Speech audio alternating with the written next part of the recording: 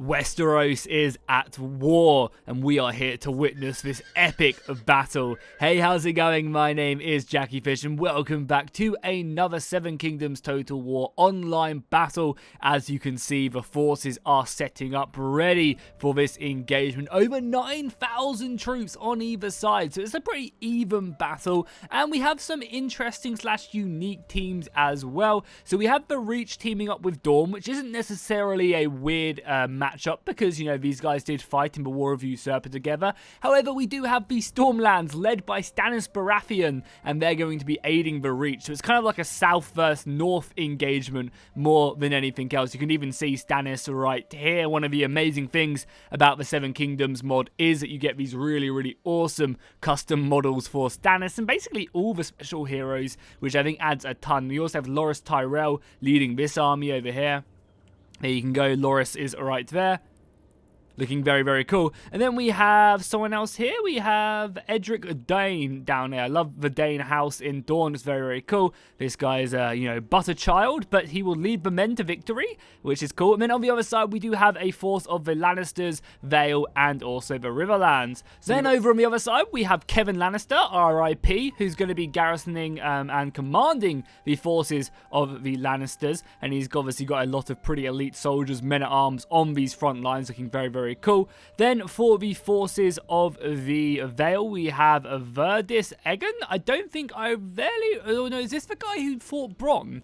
I think this is the guy who fought Bronn and got pushed down out of the Moongate. Yeah, I think so. But maybe not. Let me know in the comments down below. And then over on the other side, we have the Blackfish leading the Riverlands. And the Riverlands have a fair amount of different houses alongside, but you can see he is right there. Yeah, the Riverlands have some of House Mallister and I think Bracken over here. Yeah, House Bracken right there. And one of the amazing things about this mod is that each of these houses do look different. So the men from House Bracken will have a completely different look to the rest of the Tullys and Mallisters and stuff like that. I think over here on the Dawn side of things, we do have a small contingent of House Dane, and they look obviously very different, kind of being on the borders between the Stormlands and also actually no, they're on the borders between the Reach, right? They're in the mountains to the west of Dawn, I believe. And then obviously they're going to be looking very different to kind of more of the Sunspear infantry that are going to be coming from Dorne. And I love the armor guards as well. Or the arm guards, sorry. The armor is just so well done in this mod.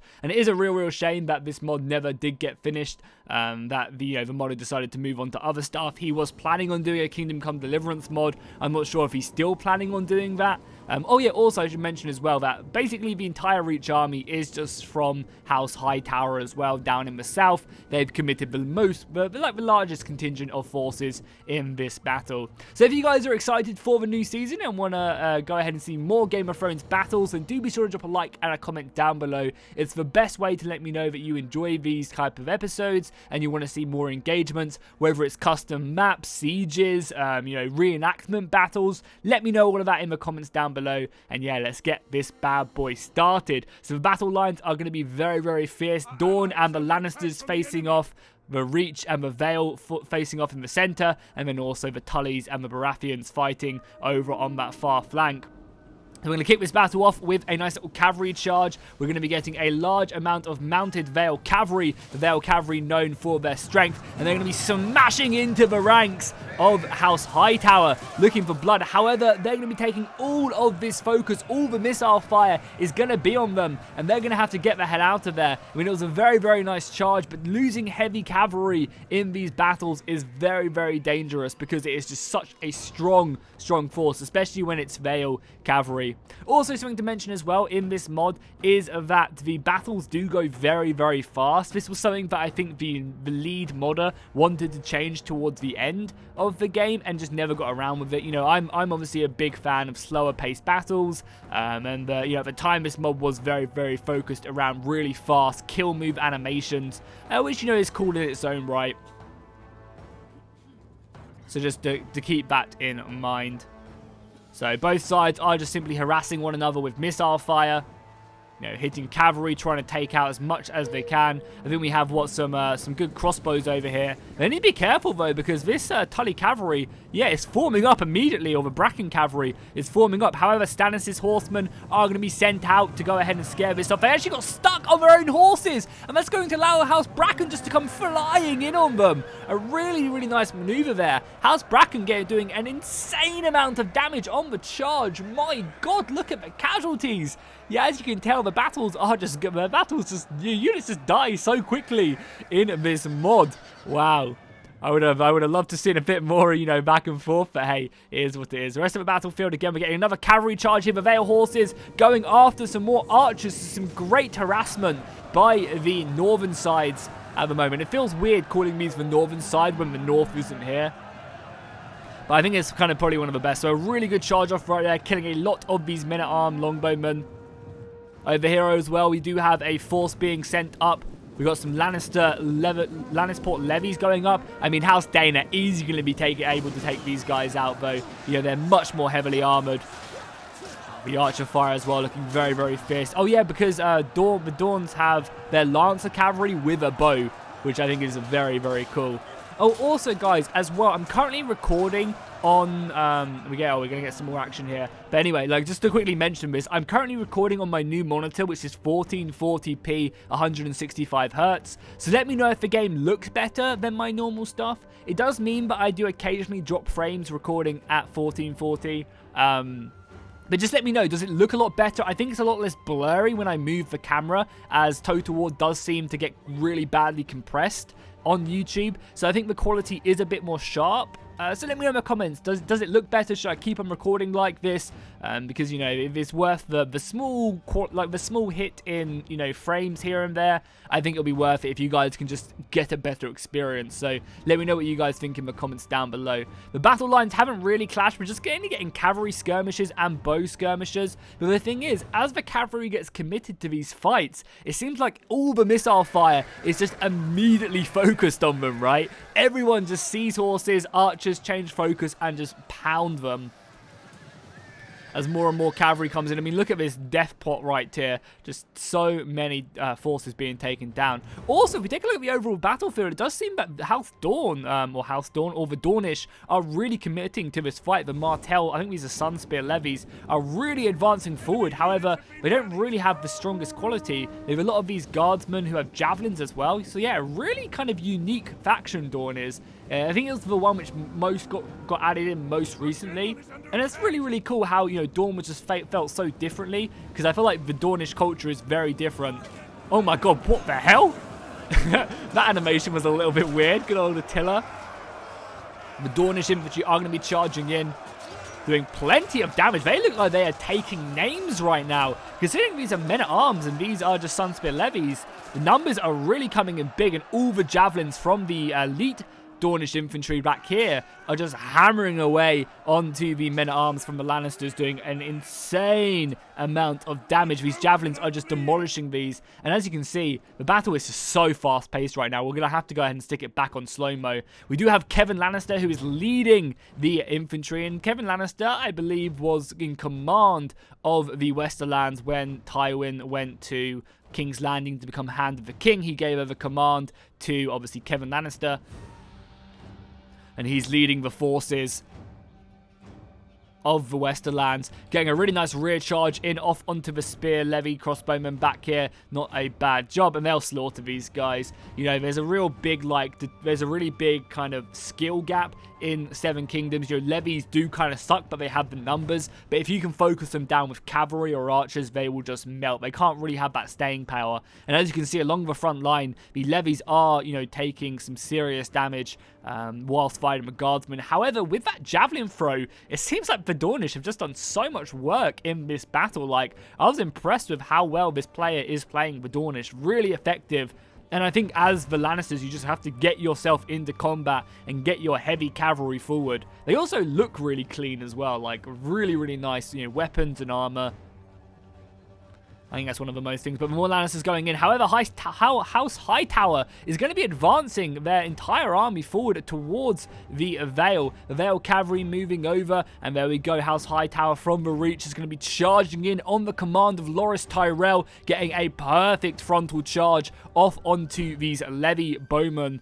And, oh, these are just sword infantry bowmen. Oh, sorry, these are actually just sword levies. But again, you'll see what I mean. You know, any good cavalry charge on these guys will just do so much damage. You can see the cavalry is going to get out of there after doing that. A few casualties, but, you know, they killed like a good, 30 of these guys. I think once all the kills are calculated, probably even more in that engagement.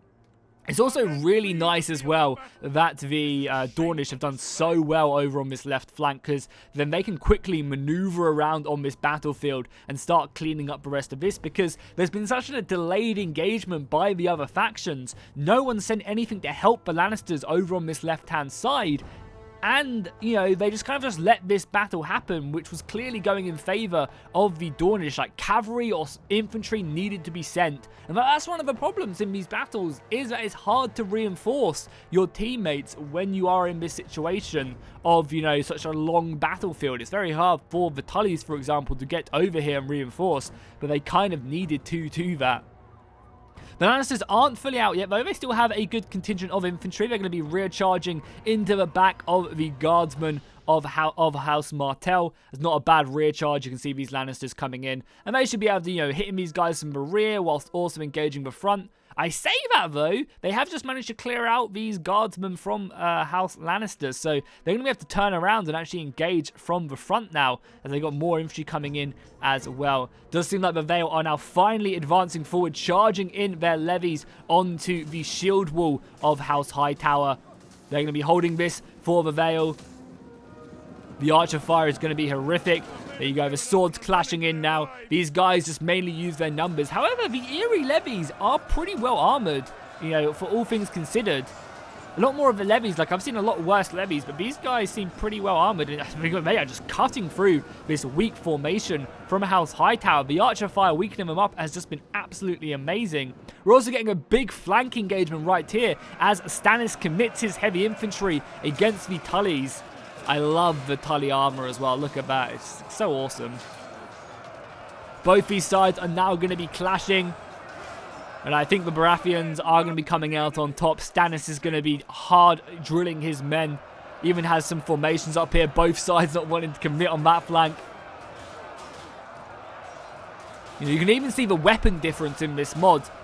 The Tullys have a very thin spear, whereas the Baratheons, the infantry from the Stormlands, have kind of more of a glaive weapon. Very, very cool stuff. Archer fire going off, trying to kill some more heavy cavalry. The front lines are fully clashing. We do have House Martell moving around. House Dane also won a clean victory over there. Many of these soldiers being killed. And the glorious floating cavalry glitch right there. Hilarious stuff. Very, very nice stuff. The infantry are moving around now, and there is just a big scrap. It seems like the Vale, though, are beating back the Reach. I mean, obviously, the Vale are probably going to be harder soldiers, whereas the Reach are going to be more of like a peasant-class infantry with a kind of a more of a state-provided professional army, because they are so rich down here. House Hightower kind of really has that, like, Viking era armor on as well from like England, that Thrones of Britannia-esque armor. And now Stannis is committing his infantry, seeing that victory is being held on that left flank. He is committing everything he has now to push forward. I think he realizes as well that the centrists may be struggling. The Reach aren't doing as great, and the Dornish are coming over as fast as they can. I think they're actually resting right now, but they'll be coming over very, very soon. We do have the Vale General as well, moving forward, and he's going to be charging down Edric Dane. I mean, Edric Dane has a few names to live up to, and maybe he can in this battle. You have the Sword of the Morning, and the cavalry are surfing. And there we go. What general did go down was that. That is going to be... actually, I think the Edric Dane has been slain on the battlefield right now by the Vale General. However, we do also have Loras Tyrell coming to aid and fight over, as well as more Dornish infantry. which is going to be clashing. I'm really surprised. Now the Dornish are forming up, ready to move over. But it seems like House Hightower aren't actually doing that poorly. And especially with the Baratheons smashing through the Tullys, winning that flank was huge. And now that they can advance forward and really kind of start taking away the numbers, the cavalry smashing into one another as well. We have Edmure Tully on this flank as well. Do we have the Onion Knight? No, we don't have the Onion Knight here. Edmure Tully was leading the cavalry, and I imagine because of his incompetence, that's why they're doing as poorly as they are. I think that was Edmure Tully who just got slain as well. I think that is actually him, because he's got like a custom face. Yeah, it must have been Edmure Tully being hit off his horse. How awesome was that? Yeah, Stannis is now just going to collide in with the rest of his infantry, leading the men bravely forward himself. The Lord of Light will not lose. You can see all that cavalry as well. I think that's friendly cavalry back there.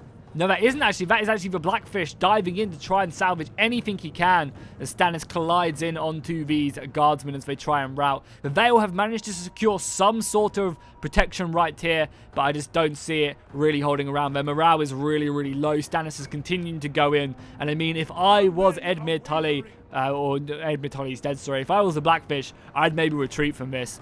And if the guys who are playing these battles are watching, please do incorporate that into the battle. You know, if one side is losing, feel free to kind of take a bit more, like a few more liberties with it. Don't feel like you have to fight this battle out to the end. I know obviously at the end of the day it is an online battle, but I would love to see, you know, kind of like more, well, not more story-driven battles, but just kind of a flavor of story. You know, if one side's losing, maybe they'll try and give a fighting retreat or something.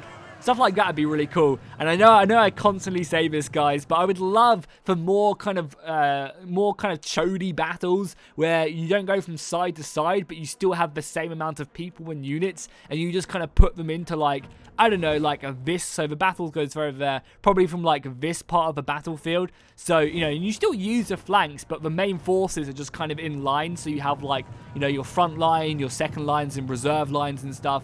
I think that'd be really cool, but kind of continue to keep, like, the, you know, each kind of house on each flank. Stuff like that would be really cool. Right now, though, the Blackfish is causing a ruckus in the back lines, and he's going to be getting another charge off onto the Dornish bowmen, just smashing through the ranks. Look at the Blackfish go. We can try and find him right now. Think that's him? No, that's not him. I don't think. No, he's got a mustache. That's not a Blackfish. Yeah, it's going to be quite hard to see him. And Stannis and the rest of the infantry are going to collide in, and that's going to be all she wrote. So, yeah, the center was kind of the hardest part for the Southern forces to win. The Reach really did take a pounding, but with the Dornish winning such a crucial victory, I think that rallied forward, and Stannis committing his forces right at the end. Wow, that was a really fun battle. I definitely enjoyed it. Do keep them coming, you know, especially with Game of Thrones only being like a couple months away now. How exciting is that? That it is only a couple months away. I personally cannot wait. You know, it's going to be a great end to the season, each episode being like an hour and a half. I think it's going to be something special. Again, I really don't hope they don't just kill people because Game of Thrones. I hope there's logic. Like, I obviously expect a lot of people to die, but hopefully they do them kind of tastefully, and they do them like justice for characters. I mean, even if they don't do them justice, I just hope there's like logic behind the deaths, and they don't just kill people pointlessly for the sake of killing them, you know. But anyway, I'm sure they will do it amazingly. And if you guys want to see, as I said, more of these Game of Thrones battles, do let me know. So Edric Dane didn't do too bad, definitely didn't let his house down. Loras Tyrell as well, proving his Flower Knight status with 171 kills on that unit. We also have some men-at-arms from House Hightower doing good. Stannis, 311 kills, even though I kind of feel like Stannis turned up to a battle a little bit late and just kind of mopped up the infantry. But he really did smash through the Lannister battle lines. That was actually kind of, the Tully battle lines pretty effectively. And then as we saw, House Storm right there, the cavalry doing a nice job. Over onto the northerner side of things, you know, Kevin Lannister doing okay, 264 kills, not too bad, and the rest of his cavalry doing okay. We have the Tullys, the Blackfish, 408 kills, and even Edmure Tully getting 181 kills, which isn't nothing to scoff at. And then we finally have Verdis Egon with 72 kills. And, you know, the rest of the Vale infantry doing kills. The Vale Knights did some good aggressive moves at the beginning, but, you know, just could not push forward. I think the best killing unit was probably going to be this unit of guardsmen from Dorne, infantry-wise anyway, obviously not including generals, because including generals, the Blackfish takes that. So hopefully you guys enjoyed this battle. If you did, be sure to drop a like and a comment down below. Let me know what you want to see in the next one, and fish out.